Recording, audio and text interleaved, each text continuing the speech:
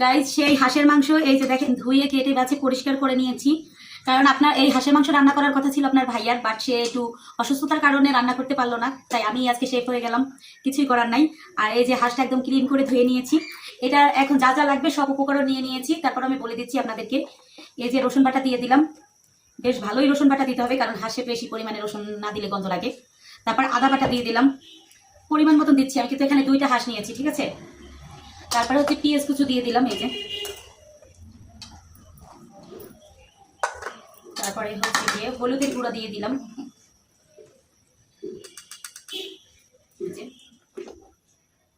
তারপরে মরিচের গুঁড়া দিয়ে দিলাম, তারপরে হচ্ছে ধনিয়ার গুঁড়া দিয়ে দিলাম, তারপরে এখানে আছে তেজপাতা, লবঙ্গ, গোলমরিচ, দারচিনি, এলাচ, তারপরে শুকনো মরিচ, এগুলো দিয়ে দিলাম। আর এখানে আছে গোটা রসুন এবং কাঁচামরিচ, এটাও দিয়ে দিলাম। তারপরে লবণটা হাতে উঠাই দিই, এই যে পরিমাণ মতন লবণ দিয়ে দিলাম। এবার দিয়ে দিব, যেটা না দিলেই হবে না, তেল।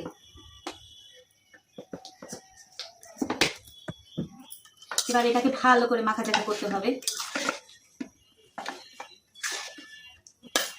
গাইস এটাকে এটা দিয়ে মাখা যাবে না, আমি হাত দিয়ে মাখছি, কারণ হাতের ভালোবাসা ছাড়া হাতে ছোঁয়া না দিলে কোনো কিছুতে স্বাদ আসে না। তাই একটু বেশি স্বাদ করার জন্য আমি হাত ইউজ করলাম, কারণ এভাবে মেখে ঝুঁকে হাঁস রান্না করাটা অনেক মজা। এটাকে যত বেশি মাখা ঝাঁকা করা হবে অতই লোভনীয় লাগবে, অতই সুস্বাদু হবে। গাইস আমার হাঁস মাখানো কমপ্লিট, দেখেন কালারটা কত সুন্দর এসেছে। হাঁসটা একদম মনের মাধুরী মিশিয়ে মাখা ঝাঁকা করলাম। এবার চুলায় দিয়ে দিই, রান্না হতে থাক, আপনাদের সাথে সবকিছু শেয়ার করবো। তরকারিটা কেমন হলো আসেন দেখি। ওয়াও, কি লোভনীয় রান্না, দেখেন কত সুন্দর, সেই সেই সেই সেই একটা কালার। গাইস এদিকে হাঁস কষা কষা হচ্ছে, কি যে একটা ঘ্রাণ, লোভনীয় স্পাইসি হাঁস, কি যে লোভনীয়। সবাই চলে আসেন, সবার দাওয়াত।